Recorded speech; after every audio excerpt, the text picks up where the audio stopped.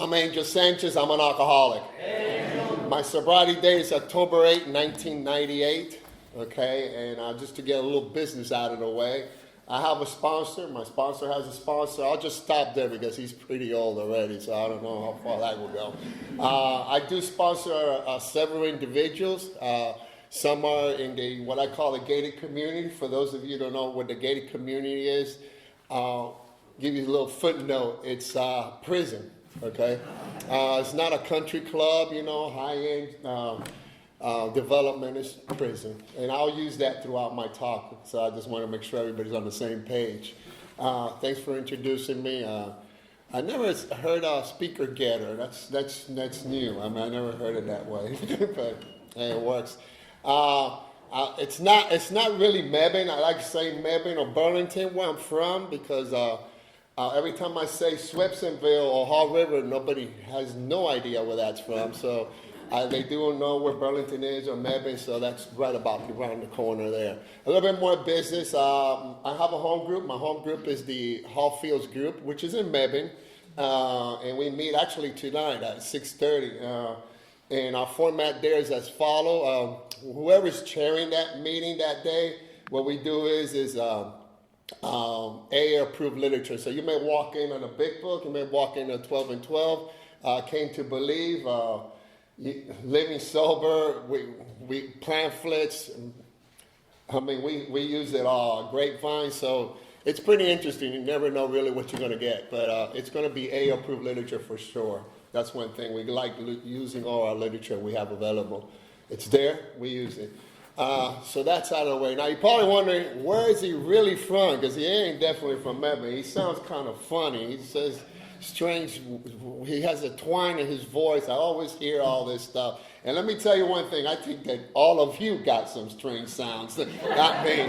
I'm not the one, but it just works that way. And you probably say, well, he's probably from up north. No, I'm not. I'm way south, really south. So he ain't no from no south. Yeah. I'm actually so south that I'm out of the state of Florida. Actually, I'm from Havana, Cuba, so I'm from the islands, okay? So I'm Cuban, and I'll tell you, I have to tell you in a general way what it used to be like, what happened, how is it like today? So and I'll do that as general as possible within 3 hours you told me that I have? Okay, so I'll take care of that. Since I'm Cuban, I'm Spanish, so one thing is, you're gonna get like a 2-hour worth in 1 hour because we speak fast. Okay, so you'll get like more of it. I came from Cuba with my mom when I was about 5 years old. Okay, my dad stood behind for whatever the reason is. It really doesn't matter now. But I came to Florida, to the States. I went to Miami. My mom, we didn't have no relatives or nothing like that. She might have known some associates or something back from Cuba, and they have arrived in this country sooner than we did. However, myself, I didn't know anybody. I'm just 5-year-old. So when we came in, it was real difficult for my mom at first because she didn't drive, so she had to go to work, and she had to take me to an elderly lady that was babysitting me. So she'd wake me up about 2, 3 o'clock in the morning and walk me to this lady's house to take care of me. So, of course, I didn't want to do that, wee hours of the night. So, and then she had to go and walk to her job. And then, she picked me up at night. It was the cycle, constant. Now, a couple of years after that, I would say 2 years. I'm not sure exactly, maybe about 2.5 years old. My dad came in the picture. He came from Cuba. So it was really cool because now I got the set. I got the pair, So it was really nice to have my dad and my mom together. I remember playing with some of the kids, in the block there, and the neighbors, and they had both of their parents, and I knew I was missing something, so I was proud of what I had. And I said, hey, look, and my dad is outside, look, my mom, look, she's over there, So I was like that. I was real proud of having that. But this is what happened. It didn't last long. I mean, it was just, I cannot say dysfunction, I'm not who to say, okay, that was dysfunction or this or that, but I'll tell you what happened. Basically, a lot of profanity, verbal abuse, and a lot of plates and dishes and door slamming were constantly happening in that efficiency where we lived at. And it was horrible. And of course, I'm always thinking that they're arguing about me. It's always about me. I'm the center of attention, so I got about me. So I'll try to get in that conversation, like, you don't got to do this, do that, this and that, and they will say some crazy thing to me, and I'll have to go in my room, and I'm not going to repeat what they say in Spanish. I won't even translate that. But, I would cry, and it was just bad, just going through all that. Well, finally, my father decided to leave my mom. At that time, for whatever reason, my father had acquired 2 automobiles, and my mom didn't drive. She didn't even have a driver's license. But I don't know why he had 2 automobiles, because he only could drive one at a time. But I don't know. I'm just letting you know that. There's a purpose for this one. And he left one of them behind when he left. But for some reason, my mom, one day, she decided, hey, let's go. She got the keys of the car, and she got her purse, and she got me, and she said, let's go. And we're going to get in this car, and she starts driving. Now, she never have driven no place. Now, the place that we were going, I had no idea where we were going. And it probably, I would say, maybe 4 or 5 miles away from where we were. And let me tell you, she sideswiped a couple of vehicles that were parked in the street. Now, it may sound funny at that now, but let me tell you, it was not funny at that time at all. So this is what happened. We get to this apartment complex. I've never been there. I don't know what it was. And she tells me to get out, And she says, I need you to help me parallel park. Okay, now, my mom never drove, and I'm probably a 7, 8-year-old guiding you how to parallel park. So you could just picture that one, okay? Well, after that whatever that was, she finally got off the car. She said, get in the car, lock the car, don't come out of the car for no reason. And there's a purpose why I'm telling you this, because right after this, something happens. It just constantly changed my whole life around. Well, she goes into this apartment complex, and it was about a 3-story building, and she goes up the porch, and all of a sudden, I don't see her no more on the doorway. So I'm there just looking. Well, immediately, I already knew where she was. She was at my father's place, I guess, where he was living at that time. And, of course, you hear the profanity, the loud noise, the doors, the pots, the pans, the same thing again. Well, people start running out of that apartment complex. And then the next thing you know, it got so out of hand that people even in the street start coming out. Now, I'm looking at this. I'm familiar with this, but let me tell you, at that moment, I just wanted the ground just to open up and swallow me, just for shame, embarrassment, all those type of feelings I had, because I didn't want to deal with this stuff. Now there's people involved in it, and they're looking at the car like, who's it, this and that. So the police comes in. This is in city of Miami and Metro Dade at that time, and they come in and they go in and I could see how they pulled my mom out of that doorway. I guess they got her to her apartment and they drew down the stairs. I could see all that, and they were beating her. I mean, for those of you that were around with Rodney King beating LA, let me tell you, I saw this way before that. They had beat her with billy sticks, and she was kicking and screaming, and she kept on fighting them off, and they kept on hitting her. And I saw that. She finally settled down. They put her there to the steps. She stood there, bruised. I mean, you could see the bump. You could see everything on there. I'm looking at this, and the next thing is I have a male and a female officer knocking on their glass and saying to come out of the car. Now, I just finished witnessing what you just finished doing to my mom. I'm thinking, you're going to hit me too. You're going to whip me. I don't know. And this is what, out of fear, I hesitated, and finally I opened the car door, and this is what they asked me. They said, who do you want to live with, your mom or your dad? I don't recall ever answering that question, but I do know this. Most of us, at least me, I had a role model. I wanted to be like somebody. Some people want to be one thing, a doctor, a lawyer, whatever it is. I wanted to be a cop. That's what I wanted to be. I love watching cop shows. I like watching, all the police officers with the black and whites, the lights. I thought that was great. I liked the uniform, the badge, the glasses, the hat. I noticed they don't wear hats now. But I liked it, all that stuff. That's what I enjoy. I liked it, how they catch the robber, they catch the bad guy, put them away. I enjoy watching that. So now what I believe that I wanted to be as my role model, I just finished seeing live there that you just beat my mom up. And now you're asking me who I want to be with. You splitting us up. That's how I saw it. I'm not saying that that's what happened, but that's how I saw it. Okay? So of course I didn't say nothing. One thing came good out of this. They didn't arrest my mom. They put her back in the police car, such as myself too. So that was actually the first time that I went in back of a police car, I could actually say. I didn't do nothing, but I was back there. But I'll tell you one thing, it was better to be in back of that police car than having driven back by my mom, however she would have got back. So I mean, weigh it out, yes, let's go with the police this time. So we did, and they took us back. It was already late at night. I don't know what time it was, but it was dark.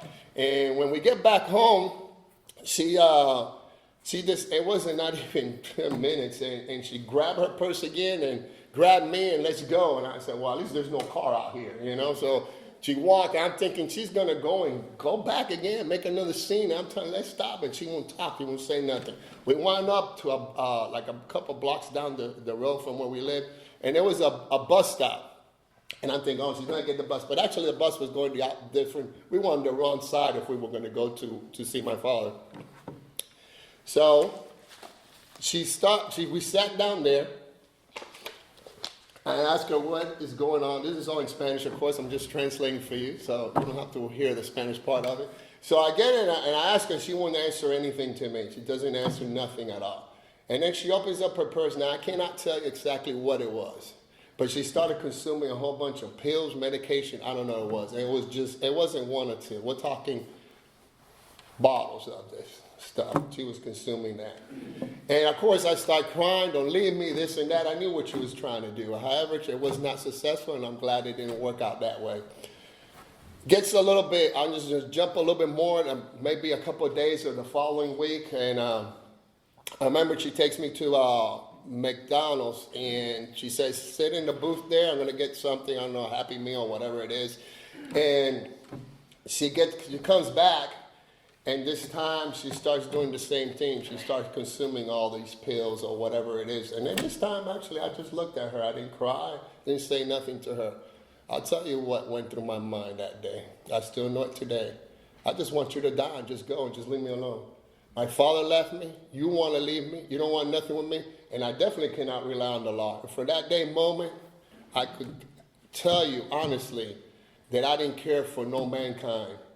That's what I became. No feeling, no emotion, no nurture, no love, no care, nothing for nobody.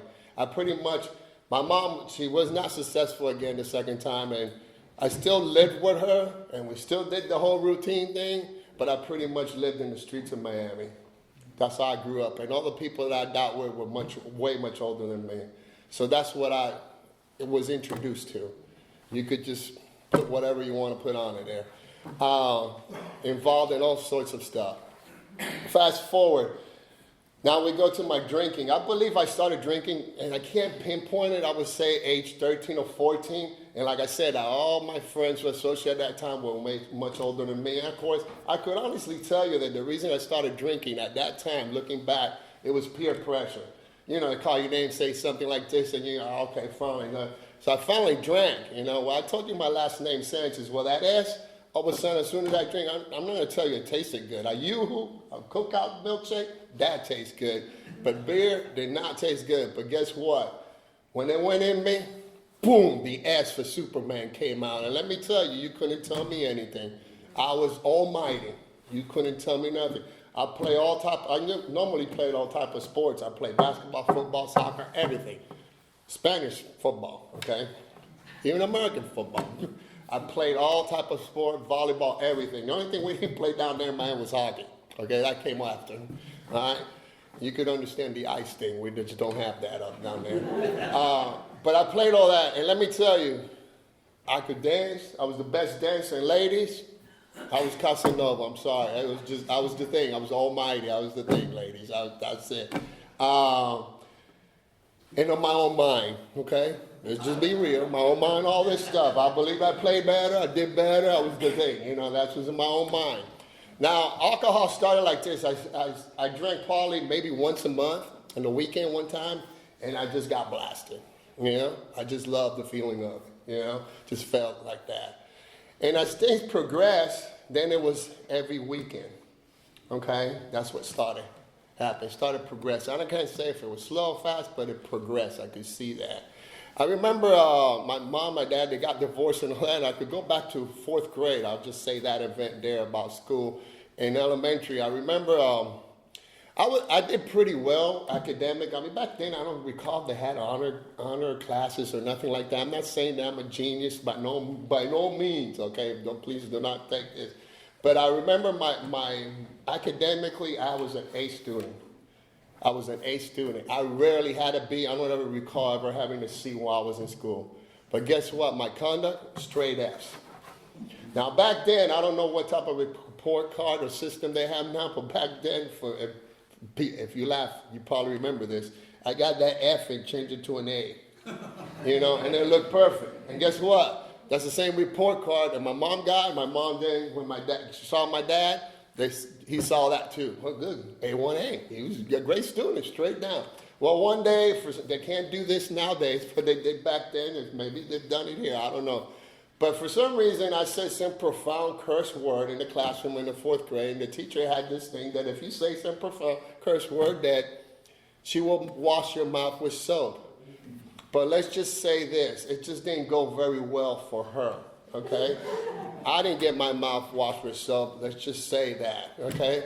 Well, they called my dad, because my mom couldn't come and this and that. My dad was mad, this and that, all this. Well, the cool thing about it, my dad was annoying, pissed off because he saw the grades that I had. A1A, yeah, your student, your son has academic, yeah, he does great in class, real good. But he has straight F crown. He said, no, that's not what I saw. So he was just mad that he was really there, not at me, just mad more at the teacher, which good for me, So he took me back home, and that was the end of that. Fast forward about, since I did pretty well in school, this is what happens. When I was in high school, I tell you, it was every weekend I would get drunk. I mean, it was already now Friday night, Saturday. I could see that Sunday, because I had to get up to school and all that stuff. But it was Friday, Saturday for sure. It was just go out with my friends and do all this type of stuff. Now, this is what happens. My friends, all of a sudden, they all started getting married. They leave me. They started getting married. So it was like a trend, I'm the fad at that time, and they were getting married, So what do? I get married with this girl in high school that she was beautiful looking, hot looking, great. Did I love her? No, I thought she was great. This is the one. This is the one I want. Good woman from good family, all this. I married her. Did I love her? No. Did I care for her? No. I just got married because they got married, and it was just like, it was just like, I don't know, Calvin Klein jeans came out, and you bought one, That's basically how it was. Made her life miserable after we got married. Started drinking, and then I opened up a construction company, and I was a building contractor in the state of Florida.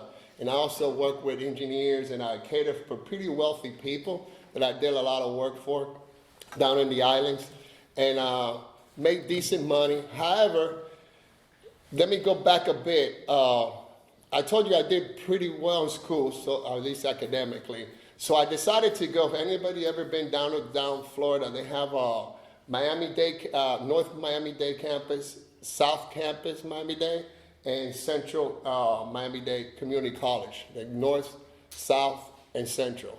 So I went to all three of them, okay? And then later I said, this is too small for me. Let me go to the university. So I went to Florida International University, FIU. And you're probably saying, I never heard of that. But then I said, that's the same thing.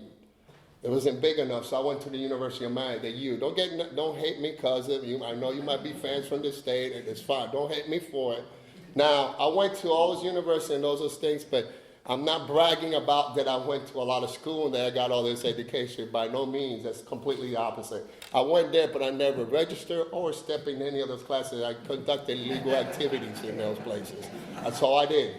So I did meet quite a bit of pretty interesting people throughout lives. But to another note, I made decent money in the company that I had, and these other folks that had got married, these other people that I met, they were, of course, they were way older than me. And actually, they're probably the age that I am now, even older than I am now. That's back then. And they had something besides money. They had something that was power. I wanted that. And this is where the problem happens. I wanted that power. Remember I told you I pretty much didn't care much about anybody? I didn't care about my wife, didn't care about anybody. Friend, nothing. I didn't care about nothing. It was about getting me. I don't like boasting about this. I'm just going to tell you the type of person I became. If your name came up, I don't care if you were a friend, associate, or someone I didn't care, I would take you down and do what I was asked to do. And it didn't bother me one bit. Nothing. I didn't care. I could look in your eye and do what I had to do, and it didn't face me nothing. That's the type of person that I became. Now, I used to travel quite a bit, and I remember telling my wife, we had my daughter, which of course I didn't care much of her. She was just a couple of years old, and my mother-in-law lived with us. And I remember I told her that I was flying from Miami International either to Orlando, Florida, or Atlanta, Georgia, from Miami International. That's what I told her. I remember that I told her those two states I was going, either one or the other. I couldn't remember which one. So I always will call her when I get to wherever I get. Of course, not immediately as soon as I land because, it's not priority. But I will call before 12 midnight. And I remember calling her. I remember the flight was like around 12, and I got wherever I got, I don't know, maybe at 2, 3, or 4 o'clock in the afternoon, or whatever time I did get there. But one thing is, guess where I called her from? I called her from North Carolina, Winston-Salem, Forsyth County Jail. Now, I told you, and I told her that I was going to Atlanta, Georgia, or I was going to Orlando, Florida. That I know. I don't know. Can you remember the exact one? Now, I'm in North Carolina, Forsyth County Jail. All right. The state of North Carolina put me 15 to 18 years sentence, and the federal bureau put me life sentence. They were pretty much chasing me of all the stuff I was doing. It was just time to catch up to me. Everything just came down on me. They were investigating me. They said about 4.5 years and this and that. But just a long story short, that's what they gave me. Life sentence plus 15 to 18 years. I didn't see much of daylight. Didn't see much of it. And I remember finally, just fast forward, I wound up here in Central Prison in Raleigh. Some of you may know where that's at, or passed by it, or visited there temporarily. And I got there to population, and I remember some guy out in the yard, he says, "Hey, Sanchez, you want to go to an AA meeting?" I had no idea what he was talking about. Really, I never heard of AA, never. If I would have ever seen a sign that said AA anywhere, I'm not saying that I did or I didn't. If I ever seen, I would have thought it was a typo, and they probably meant AAA. That's how far off I would have been from it. I mean, it's just to show you how ignorant I was on that. So I asked the dude, I said, "Dude, what's an AA meeting? What's that?" He said, "Alcoholic Anonymous." Before he finished the word Anonymous, I went right to his esophagus, and I picked him up, and I just cocked back my arm, and I was just going to snap him. Because that's the type of person, what I heard coming out of his mouth saying, "Sanchez, you need to go to one of these meetings because you're an alcoholic." Now, he did not say that. All he said was Alcoholic Anonymous. Before he finished that, that's when I grabbed. But for some reason, something that never has happened to me, for some divine power, just came into me, and I let them go. And, he was a little bit confused about what this situation is happening. We didn't get into no beef or nothing like that, but we just got ourselves, and I barked that back at him, and I told him I'm no alcoholic. He ain't calling me an alcoholic. He said, "Man, look, man." He said, "Sanchez, what better else thing you have to do today?" So, I didn't tell him this, but this went through my mind. Well, I got 15 years plus life sentence, I don't got nothing to do, So he says, "Look, let's go." They got coffee. And let me tell you, the people that know me, I don't need coffee. I don't need coffee. I don't drink coffee. If I drink, I probably need to pick up a white chip. Because I'm wide open, like you said. I'm just calmed down really right now. So I get in and he said, "Let's just go there." So I went into this room, not as fancy as this, and they had something like this right here, similar. This is really nice stands. This is high tech, man. It's cool. This is really nice, okay? It was the room that they call a multi-purpose room. They had a podium, of course, nothing like this. They had one of those. Not that either. Nothing, pretty much. But you get the point. So they had these chairs in a row, right? And I remember the chairperson, which I know what it is now today. He's dressed just like me. Everybody in there is dressed like me with some crazy brown clothes. And I remember getting a chair from the back, and there was these bookshelves, and I grabbed one of those seats and I put it back in there because I'm not one of you and I don't want to interrupt. I'm just here because I don't got nothing better else to do. So I go back there and I remember this. He said, please do not remove the chairs from what they are because they use their room for something. Of course, you ain't talking to me. Okay, so I didn't care about it. I stood there. They look at me. I look, what? So I'm in there, and all of a sudden they put this guy to talk up there, this dude, and he's dressed like me, and he starts talking. And man, it wasn't not even 10 minutes into it. For some reason, this guy knows me from somewhere. I never seen him in my life. I never been into prison. I never even been to North Carolina. Never seen him. Never been to prison. Nothing. Nothing. Not even when in the feds. I didn't know nobody. This guy is talking about. So I got up from the back row and I started going. I can't do that because my sponsor says do not leave the podium. So I can't interact with you. So I got and I went through the seats and trying to see if I recognized someone in there. Someone in there told this guy to talk about me. And I said, they just can't be. Either they probably got in, they give him my jacket and they talk about the new guy that comes in. That's what I'm thinking. I said, no, they can't do that.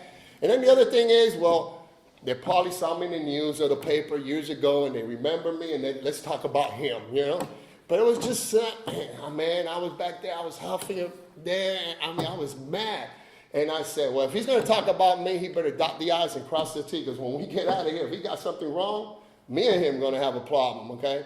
Well, he starts saying I don't know about you, but he starts talking about that when he drank, he had a great time. He never had a bad moment. When I drank, let me tell you, I had a great time. Can't say the same thing about the people around me, but I sure had a great time. Now, he talked about that he was in death row and all that, and I could relate to that too, because I was in the feds like that in that same situation for the crimes I committed. So I understand that, okay? And everything he said, it was just related to me. He was just in population. He was able to override that, however that happened for him. And man, he said something. He said, when you get back to your dorm and you got some moment, just see if alcohol play a part you come into this place. That's between you, yourself, and that's it. You're in the dorm, in the cell, whatever, the yard. So they close up, and of course they close up with the Lord's Prayer. There's a bunch of men holding hands, and I ain't holding hands with no man, and none of that stuff. Just issues that I had at that moment. So I get out of there, and of course I couldn't think about that tape out in the yard because they probably shot me because he's trying to escape at that time. So I get in I remember the next day in the morning, it was between sometime after breakfast, before lunch, and the sky was beautiful. I remember in K-Dorm, that don't even exist no more. Actually, now it's death row cubicles there. But that place where I was in K-Dorm, they condemned that. It was actually supposed to be condemned in 1975, and I remember I was there in 2000. I mean, that's crazy, huh? 25 years. So you can imagine how nasty that place was. So I remember looking up to the sky, and I played this tape about it was just me, And I looked, man, there was not a cloud up there, and I started playing my tape of my life, man. And all of a sudden, my eyes just start dropping. I see at a distance the wall, what we call a slate wall over there, the barbed wire fence, the gun towers. The officers pacing with their mini 14, their shotguns. I said, man, I'm going to die in this place, and alcohol play a part of this thing. I saw that. Now, going back to that meeting, what I know today that I didn't know back then is the identification of one alcoholic identifying with another. That's what it was, the language of the heart. That's what attracted me, because this guy was talking about me. I couldn't understand that. It just, you're going to talk about me, you better get this right. So it was just the language of the heart, but I didn't understand none of that stuff back then. So I get in it was like 2 days after, I believe, it was that same week, and I got to see that guy. He was walking with a smile from ear to ear. I said, hey, dude, come here, man. He said, what is that? I said, look, I heard you, and I like what you got, and I want that. You know, people ask me, how do you go after recovery? How do you do that? And I say, man, let me tell you one thing. For me, it has been, I believe it's pretty simple because I do the same thing that I did when I was out in the street. If I wanted something from you, I was going to take it. I didn't ask. I was going to take it. At least this time was a little bit nicer. I say, I want that smile from ear to ear, and I want it now. That's exactly what I told him. He says, all right, I'll give it to you. He says, you just got to, I said, okay, hold on that thought. I said, well, he says to me, where am I going? I said, I'm going to go get some state paper now and some pen to write this stuff down. He said, nah, you don't need none of that. All you got to do is one thing. I said, well, I could retain that, you know. So I get it and I ask him, okay, give me the works. And he says, all you got to do is change everything. We talk about sponsorship, we talk about service work, we talk about all this other stuff, man. I started coming from that back of the room to the front of the room. I started getting involved. Before you know, I was shipping from one gated community to another, this and that. And I remember asking a volunteer, I mean, what volunteers coming into the gated community meant to me is just priceless. I could never, millions and trillions of years repay what they did for me. And those guys that were around me that helped me the same way, because I was just a nutcase. And I remember from when I go from one to another, I would tell this volunteer, hey, look, I'm going to be shipping. What could I do in return? You know, I'm thinking, well, man, I'm going to go up and get some state paper. And he said, nah, you know, Rocky Top soda, you know, I don't know, a box of Tops, you know, honey bun, you know, apple ugly. I'm thinking all this crazy stuff. He said, no, Sanchez, if you ever get out of this place, man, do the same thing we've done for you. Help these guys in here. You know, they knew my time. They knew I wasn't coming out.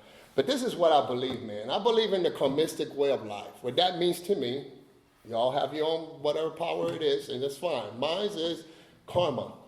And the karma works this way. I believe that when you do wrong, wrong comes to you. And this story that I'm saying here today is basically the same thing I say everywhere, even in institutions. I've said in front of sheriffs, said in captain, majors, warden, superintendent, program, said in front of everybody. Same thing. I don't deserve ever coming out of the penal system for the crimes I committed and the ones I didn't get caught with. That's the honest truth. Now, I don't beat myself, my butt machine, and beat myself up on that. I doubt with all this stuff.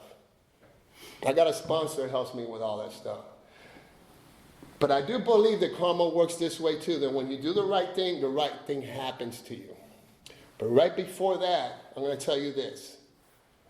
My wife and my daughter will come and see me in March, August, which is our anniversary, March because it's my birthday, in December because it's Christmas time. And my daughter's birthday is in February, and she will come up here and she'd come and visit me, and she'd say, Daddy, when are you coming home to celebrate her birthday in February? I always come up here. Of course, y'all been coming home, you know.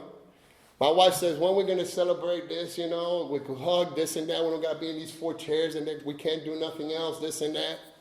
That ain't happening. Christmas, my daughter says, when are you going to put up the Christmas tree, the lights, the ornaments, the angel, the gifts, and all that? That stuff ain't happening. Well, guess what? I started doing right for the help of you folks, the volunteers that came in. And on May 1st, 2013, they opened those doors for me, and I came out. People ask me, how did it happen? I said, hey, that's all I could think of. Ain't nothing counting baffling about this. Hey, that's it. There's no doubt in my mind that that's what opened those doors. So when my daughter wants to celebrate birthday, let me tell you now, she's about 35 years old. I'm tired of celebrating birthdays with her.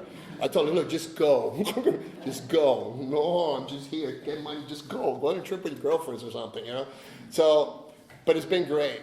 My wife and I, anniversary, we gone all over the place. Actually, we even left the country. But it's interesting coming back in. I knew that was going to happen with customs. It's just an excursion trip, just thinking of that. But she don't like it, but I told her this is going to happen. And for me, it's fun. You know, it's great.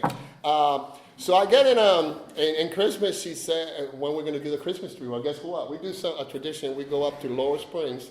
And we go to the mountains, the whole family, get in the truck and go up and chop a tree out. Once Christmas, well, I don't chop it, you know, due to insurance, they do that. So they don't want me with a chainsaw. So they get to chop the tree, we put it in the car, and we come back in the truck. Me and my daughter, we line up the tree, we put it together, let it go, bring in the thing, put the lights, put the garland, and we do that together as a family all the time, every year. It's a tradition we do. Now I got out, and I wound up going to the district, right? In District 33, which is over there in Manby, Burlington, all that area, Swepsonville, Hall River. And they would just happen to be starting to vote. Well, they needed some CFC representative at that time. We know that correctional facility coordinator had some idea about that. So I said, okay.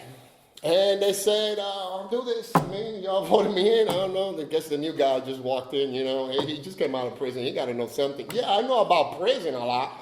So I got in, and I told him, well, how come y'all don't have a meeting over there, which really across the street was where the jail is the ACDC jail, actually, Adams County Detention Center. ACD just goes right perfect. And they said, oh, we tried, we spoke to this, we do this and that, and nothing, this and that, we can't get it, this, that, you're not going to have it. I said, oh, yeah. Let me tell you, you tell this alcoholic you can't have something, you talking to the wrong alcoholic, but this is going to happen. And let me tell you, I did everything, and guess what? Me and another friend of mine, he passed away, and we were able to bring meetings there, and still today. I bring them actually every Friday now in the morning at 10 o'clock. We bring meetings there to them and the women as well. The women's go on Tuesday. So after I was able to get off of parole after a year or so, I was able to go back to the prison, and I bring meetings into the last facility I was in, which is on Saturday at noon. I bring a workshop we're doing on now. We're on traditions now. I do that. So after I finished my 2-year commitment, for some reason, I came here to Freedom from Bondage, and they decided to vote me in as the area chair, So I became the area chair for North Carolina. I did the Freedom from Bondage for 2 years, and I could happily say I beat everybody's record, got 301 people in that place. Yeah, my sponsor had 285, said, if someone's going to beat it, I'd rather you do that. I said, yeah, I got it. I'm proud of that. I'm about numbers. I'm just, prideful, egoistic. I got issues. Okay? So I got in I did that, and then fast forward, man, I started making some amends and some stuff with my mom and all that. My mom passed away. She actually passed away of cirrhosis of the liver. She never even took alcohol, just to tell you. But I guess those pills and those things did it to her. But I made peace with her. She never made peace with me. I was always there. She was down in Miami. I'd go to see her. I'd bring her up. Every morning it was a battle. She would tell me all sorts of bad son, bad husband, bad father, all this stuff. But I called her every morning. I heard all that, onto the deathbed. I did everything I could do. And she never found peace with it. One thing is I was there, and I did everything I could. And I could take that, and I have accepted that with no problem.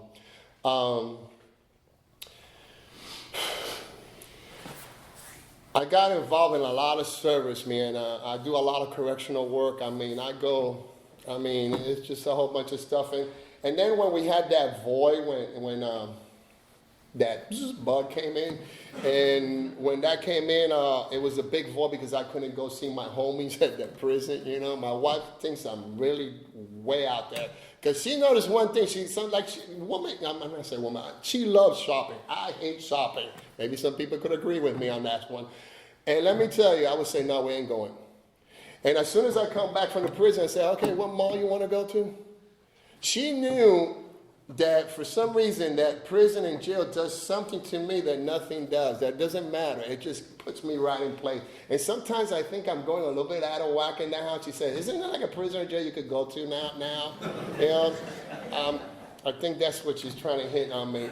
So I get it, and I was doing correspondence with the GSO, so I wrote through all over the country and out of this country with people. So I was there. Those guys also were able to call me from prison, so I was able to sponsor some of these guys and talk to them. Still today I do the same thing. So that was good, But I got involved as much as I could with limitations I had because I had this gut feeling there. And all of a sudden, something just miraculously happened. My sponsor says, hey, look, I'm headed to New Orleans. They got the National Corrections Conference. And I said, yeah, I've heard about that because they've asked me to go speak for them, when they first started. And I couldn't come because I had some other previous commitment. For some reason, November is always booked for me. I guess a lot of anniversary groups, they decided in November, and it was just going all over the place talking, and I just want to go. But that one, I was able to, and they also needed someone to speak in a panel, on the ex-felon panel. So I got it, and I said, okay, let's go. So I went up with Steve, my sponsor up there, and I go there. I remember being in that conference. We're in New Orleans over there. And I remember I was sitting down at the table. When the speaker had finished, we were just waiting, for break. And I look at Steve. He's right on my left, and I said, "Steve, I want to bring this to North Carolina." So he goes, "That's smirky face." He goes, "Well, Angel, it's a bidding process, and you could lose." I said, "Steve, I ain't losing. We're bringing this to North Carolina." He said, "Well, okay, I'm just letting you know." I didn't know about how the whole system worked and all this, but it didn't matter to me because I was going to bring that here. And what I did was, I found out everything that I needed to find out, and I was able to go in the back way. Some people have an issue with it. I went the back way into the advisory board for the national. And they put me, actually, I hate this title, member of large. It gives you a little ego trip with that. I was glad to get rid of that title. But they gave me that, and I was a representative from Maine because they didn't have no representative from Maine. They had just bailed out on them. So I'm representing Maine. But since I had experience and corrections and all this like that, then I didn't even have to give my resume. They knew me already, so I just went in. So I got in through Maine. This is back way door. I mean, no matter. Never even been up in Maine. I mean, that's insane, But that's it. So I get in, and I was in the advisory board for a year, and then what I did was I got a group of people, about 5 of us, that I trusted real well, and I got some guidance, and then I said, look, and I went to about 15 people, those 15 people that I asked, hey, we got to go to Chicago 2 years before to the next national and propose this bid to bring it to North Carolina. And guess who I asked? I asked those same people that brought me meetings to those prisons, those volunteers. I had them all. They all lined up in back of me. We all had this nice light blue color, white silhouette, Area 51, silhouette of the map, Area 51. And I was able to make our presentation. And they had another state competing with us, and we were all hand embraced there together. Those people backed me up when I asked them. They backed me up, and they helped me when I was in there, and they were still there with me years after. And when we went up there, let me tell you, that other state had no chance to win us, beat us, put it that way. They stopped counting. They said, no, forget it. So guess what? November 8th to the 10th, all of you are welcome to come to the National Correction Conference. It's going to be in Charlotte. I'm hosting that. I'll be your chair, and I will love all of you to do. All you got to do is, I don't know if you have flyers here or not. Log on, click the barcode. I don't know all that technology, but I just know these things you do. And you could do all that, your funny phone, smartphones, and just do what you need to do. Register, get rooms, and let me tell you, the rooms are running. So I've been pushing this all over the place. I have a big committee that would hold hype chairs all around the country. I've been busy like anything. We have registration has gone up, and actually the site went down for the rooms because the lady says, I've never seen how rooms could get booked so quick, so far out. We're not far from making a book, and we're like 8 months out, 7.5 months out. So it's to show you we're doing a pretty good job selling this, and I believe we're going to have an awesome conference there. So that's what I have. Now, before I go, I'm going to read something to you. A lot of people, I know they like Bill, and they're Bill fans and all that, and I like Bill too. He was just a little bit, for me, a little bit too smart. Let's just say that. I like it, Dr. Bob. He kept things real simple. And one thing is, they asked Dr. Bob, he says, why you do this? What's the purpose of you doing this? And people ask me that. And the best way, remember, they gave me a life sentence. I got life sentence life classes right here. This is from prison. I don't even make them like this anymore. These glasses, they're a long time. Yeah, this is original, official, OEM.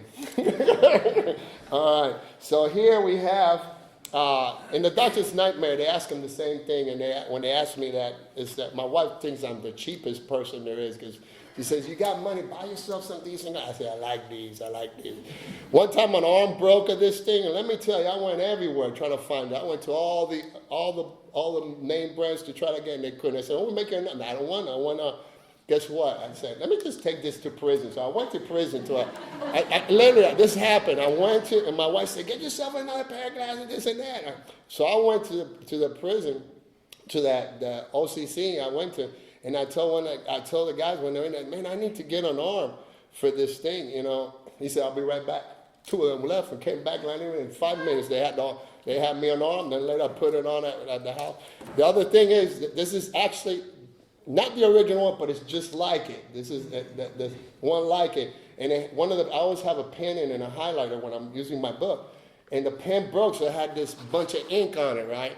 So I had to have another type of, I had a fancy case to put these glasses. It didn't fit even right.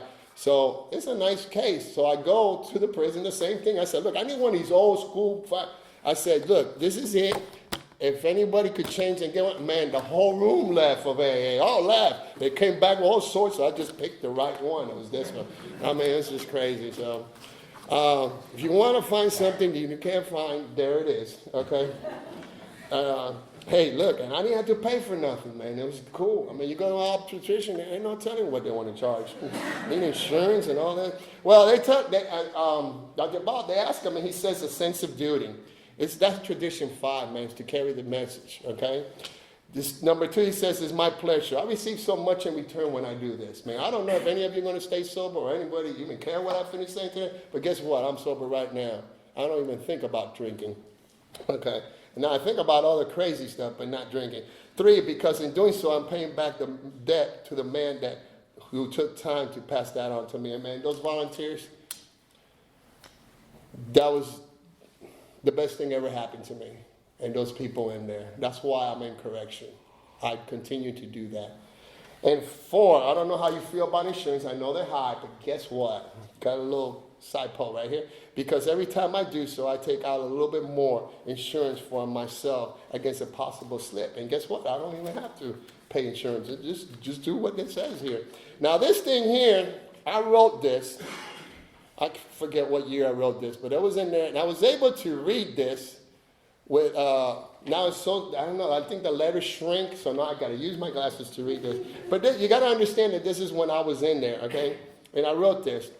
And I want to just give you this message. Either we have hope within us or we don't. It's the dimension of the soul. Hope is this deep, powerful sense. It's the ability to work for something because it's good, not just because it stands a chance to succeed. It's also this hope, above all, which gives us the strength to live and continue to try new things, even in conditions which seems as hopeless as ours do here and now. Okay, you got to understand the situation I was in.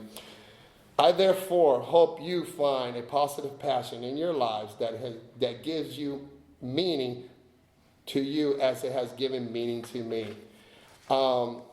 Today I could say that I know what nurture means, what love is, what caring for people is, communication. You guys taught me that, man, and that's a blessing for me. I appreciate you inviting me to your group. I know there's a lot of history here. Actually, he was my grand sponsor. You know, and I miss them too. You have a wonderful group here. You got wonderful people here. And thanks so much for having me.